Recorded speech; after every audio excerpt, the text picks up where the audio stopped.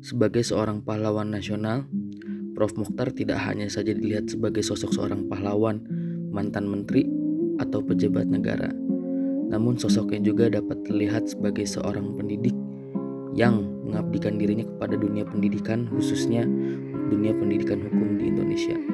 Sebagai salah satu tenaga pendidik ahli di Indonesia dalam skala bahkan hingga skala internasional, Prof. Mokhtar mendapat banyak komentar positif dari orang-orang sekitarnya. Sebelum melihat wawancara dengan salah satu murid beliau, berikut adalah beberapa kesan yang disampaikan oleh langsung kolega-kolega terdekat beliau semasa beliau masih hidup. Berikut kesan-kesan yang mereka sampaikan tentang Profesor Mokhtar Kusuma Atmadja semasa beliau masih hidup. Prof. Mokhtar itu karakternya keras dan tegas. Ya, Mokhtar dari dulu selalu cerdas ya, mampu berpikir strategik gitu ya. Tapi juga dia seorang organisator yang ulung. Beliau itu seorang leader, seorang pemimpin, seorang yang kerja keras, tekun, dan juga visioner, ya, melihat ke depan selalu.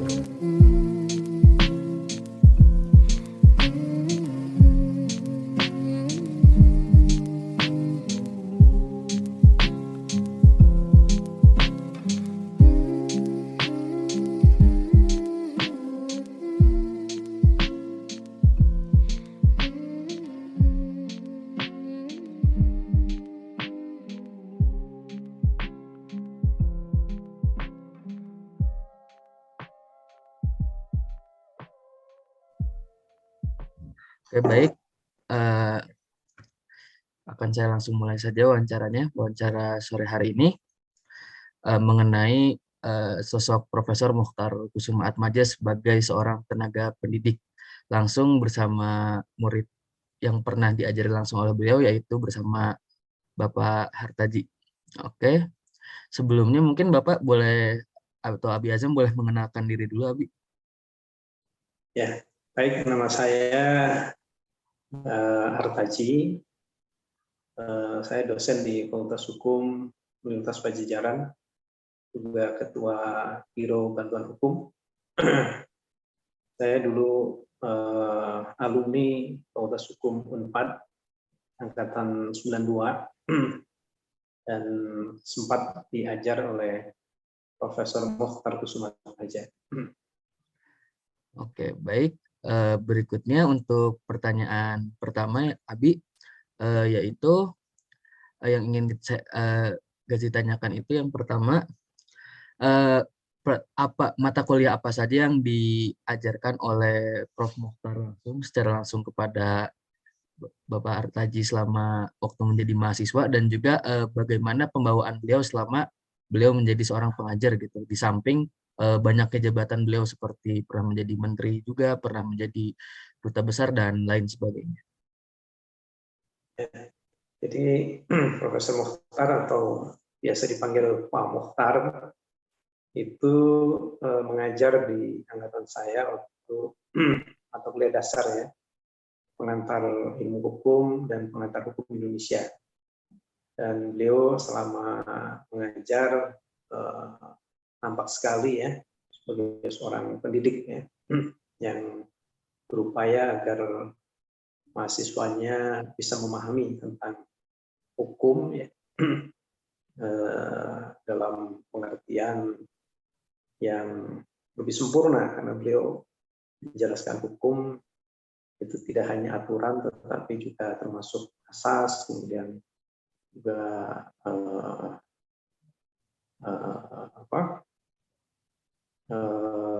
asas, lembaga, dan proses penegakan. Dan beliau sangat sekali mengajar ya, sehingga kemudian apa yang disampaikan bisa difahami oleh mahasiswa. Oke, baik. Untuk pertanyaan singkatnya, terima kasih untuk jawabannya. Untuk pertanyaan singkat berikutnya, yaitu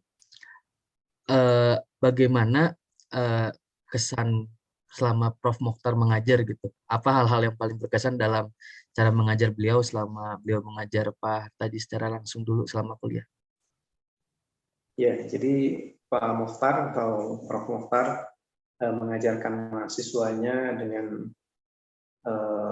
sangat menarik ya.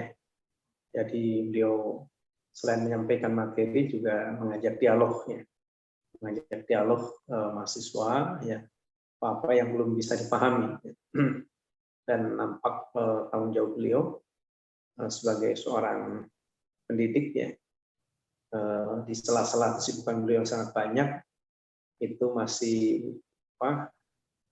berusaha agar bisa mengajar mahasiswa Fakultas Hukum 4 dan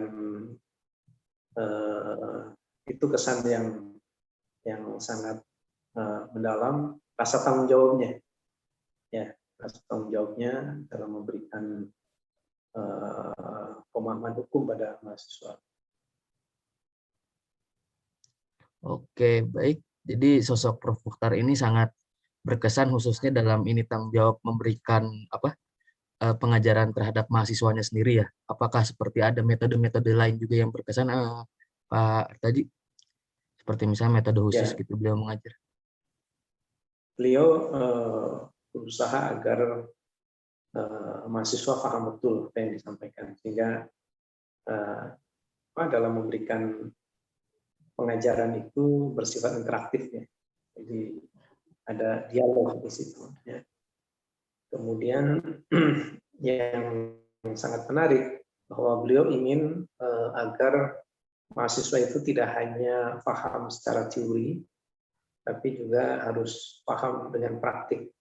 Sehingga kemudian beliau mencetuskan ada clinical legal education. Jadi bagaimana mahasiswa itu bisa menerapkan teori-teori itu di dalam kenyataan. Bagaimana mahasiswa Fakultas Hukum harus bisa membuat surat kuasa, bisa membuat gugatan, bisa membuat berkas-berkas yang diperlukan selama persidangan di pengadilan. Jadi antara teori dan praktik supaya beliau tekankan.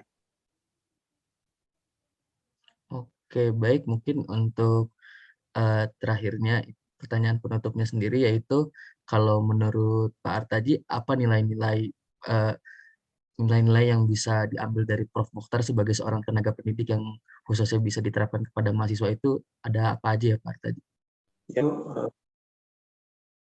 Ya, beliau ini kan masuk kategori pakar hukum yang tidak hanya level di dalam negeri ya.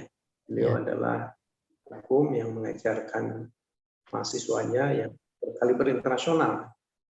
Teori-teori hukum beliau tentang hukum laut itu menjadi pedoman atau menjadi diadopsi oleh Konvensi Hukum Laut Internasional. Jadi ini menginspirasi ya bagaimana orang Indonesia, sarjana hukum Indonesia yang kemudian diakui pandangan-pandangannya oleh dunia internasional. Sampai kemudian beliau menemukan konsep wawasan Nusantara ya. Ya, betul. Mana pulau-pulau itu, negara kepulauan yang dikelilingi oleh lautan itu bukan menjadi batas-batas lautan. Selat itu bukan menjadi batas, tapi menjadi bagian dari negara kepulauan. Indonesia ini dengan menggunakan teori negara kepulauan itu luas negara Indonesia 2 kali lipat. Dan jasa beliau untuk negara ini sangat besar ya, sehingga layak kalau beliau kemudian dianugerahi sebagai pahlawan nasional. Ya, baik, sungguh sangat berkesan sekali berarti ya Pak Mokhtar ini di hadapan Bapak dulu sebagai seorang guru tentunya dan juga pahlawan nasional sekarang ini. Baik, terima kasih atas kesediaan waktunya Pak untuk diwawancara. Saya ucapkan terima kasih dan akan saya tutup wawancara ini. Wassalamualaikum warahmatullahi wabarakatuh. Wassalamualaikum warahmatullahi wabarakatuh.